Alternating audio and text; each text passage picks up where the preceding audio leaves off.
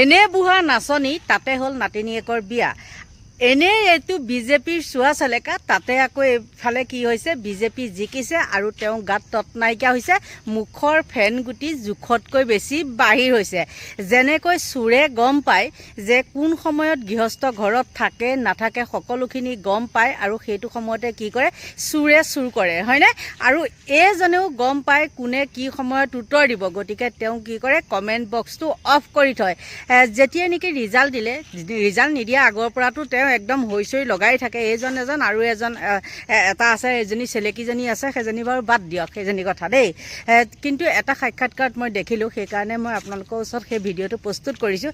হিমন্ত বিশ্ব শৰ্মাক মানে সুধিছিলে, এটা সাক্ষাৎকাৰ লৈছিলে যে অতনু ভূঞাই ইমানখিনি কথা কেনেকৈ জানে, মানে তেওঁ কোৱা কথাখিনি কেনেকৈ মিলিছে। তেতিয়া হিমন্ত বিশ্ব শৰ্মাই কৈছে যে তেওঁ বোলে ইলেকশ্যন যোৱাৰ পিছত দিনটোত বোলে 150-200 বাৰ ফোন কৰে। তেন্তে হ'লে আপোনালোকে মানে ভাবি চাওকচোন এইজনৰ কাম কি। এইজনৰ কাম সেয়াই। হিমন্ত বিশ্ব শৰ্মাই এইটোও কৈছে যে মোকে যদি 150-200 বাৰমান ফোন কৰিছে, তেতিয়াহ'লে বেলেগক কিমান কৰিছে। তেন্তে হ'লে তেওঁ কি কৰে, মানে অকল ফোনতেই ব্যস্ত থাকে, আৰু কিয়নো মুখৰ ফেনগুটি নোলাব নহয় জানো। গতিকে এইজন ধেমাধৰাৰ কথা মুখ্যমন্ত্ৰীয়ে কেনেকৈ কৈছে মই আপোনালোকক দিম, কিন্তু তাৰ আগতে মই কওঁ শুনক।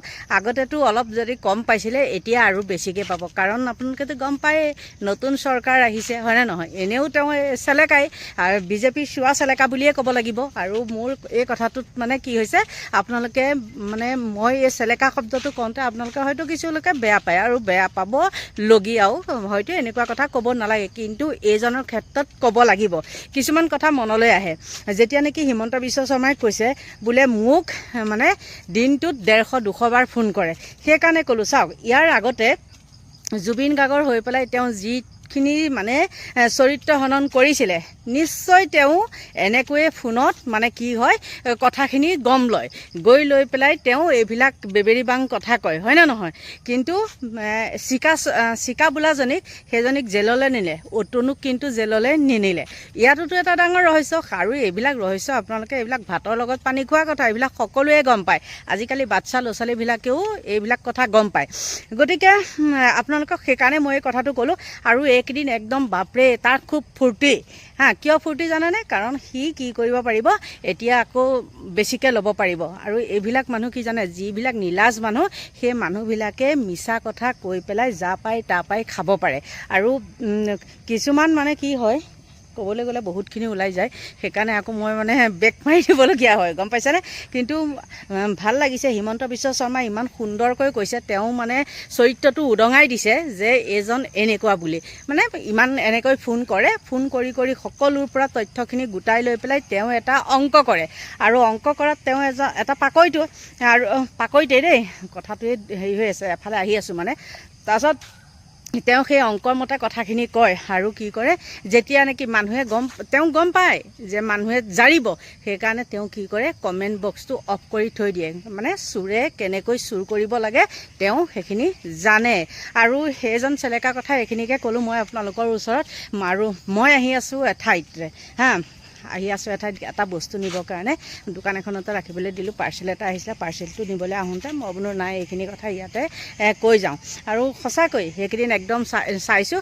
আৰু কিনো হেৰি লিখে, মাজনিশাৰ চিন্তা, মাজনিশাৰ মানে মাজনিশাহে তেওঁ হেৰি হয়, মানে তেওঁ মনলৈ কথাখিনি আহে, এনেই দিনৰ ভাগত নাহে, মাজনিশা আহে, মানে 12টা-1টা বজাত। আৰু আপোনালোকে জানেই আৰু 12টা-1টা বজাত কেনেকুৱা মানে হেৰিত থাকে তেওঁ, হয়নে নহয়, ফেনগুটি উলিয়াই উলিয়াই। আৰু এটাই হেৰি লাগে, সেই তেওঁক যে চুচুৰাই নিছিলে যে হেৰি মানে গণেশগুৰি GS ৰোডৰ কাণ্ডটোত যে নিছিলে যে, একদম ইছ ৰাম, তেওঁ সেইটো চেহেৰা ফটোখন বাৰু লগাই নিদিওঁ দিয়কচোন, বৰ্তমান এইটো সময়ত লগাই নিদিওঁ। গতিকে বন্ধু বান্ধৱীসকল, আপোনালোকৰ ওচৰত মই হিমন্ত বিশ্ব শৰ্মাই কেনেকৈ কথাখিনি কৈছিলে, আপোনালোকে হয়তো ভাবিব পাৰে এই মিছাকৈ কৈছে নহয় জানো, কিন্তু একদম মিছা কথা নহয়, মই সঁচা কথা কৈছোঁ। আৰু তেওঁ কেনেধৰণে সংগ্ৰহ কৰে, আৰু সেইকাৰণেহে আচলতে মিলে। তেওঁ একেবাৰে ইমান সৰবজান নহয় যে মই কথাটো ক'ম একদম মিলি যাব। গতিকে এইজনৰ কাম হ'ল এয়াই, মানে চোৱা চেলেকাই যিকোনো প্ৰকাৰে চোৱা চেলেকিবলৈ যত্ন কৰিবই। আৰু সেইকাৰণে তেওঁ কি কৰে, বোলে মই চোৱা চেলেকিছোঁ, মানুহখিনিয়ে গম পায়, গতিকে মই কমেণ্ট বক্স অফ কৰি থওঁ। আৰু চাওক হিমন্ত বিশ্ব শৰ্মাই কেনেকৈ ধুলে।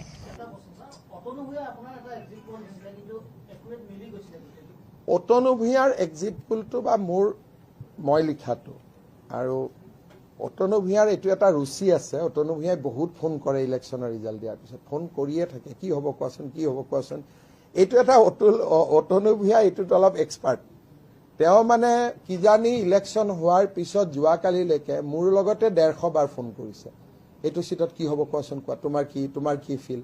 তেনেকে মোক যদি 150 বাৰ কৰিছে আৰুতো চবকে কৰিছে। গতিকে কৰি কৰি কৰি কৰি লাষ্টত যিটো অতনু ভূঞাই সংখ্যা আনে মোটামুটি মিলি থাকে। খালি এবাৰ কংগ্ৰেছক ছাপোৰ্ট কৰিছিল, তেতিয়া মিলা নাছিলে, বাকীখিনিত মিলি থাকিছিলে। কাৰণ সেইবাৰ ময়ো কথা পতা নাছিলোঁ আৰু বেলেগ আমাৰ মানুহেও কথা পতা নাছিলে, একপক্ষীয় পাতি আছিলে। গতিকে এবাৰ বাদ দি মই 2006 চনৰ পৰা দেখি আছোঁ, একতটো নাছিলে। 6 চনৰ পৰা অতনু ভূঞাৰ প্ৰায়বোৰ মিলিছে। 11 চনত নে 16ত এবাৰ মিলা নাই, বাকীটো মিলি আছে। হ'ব, ধন্যবাদ।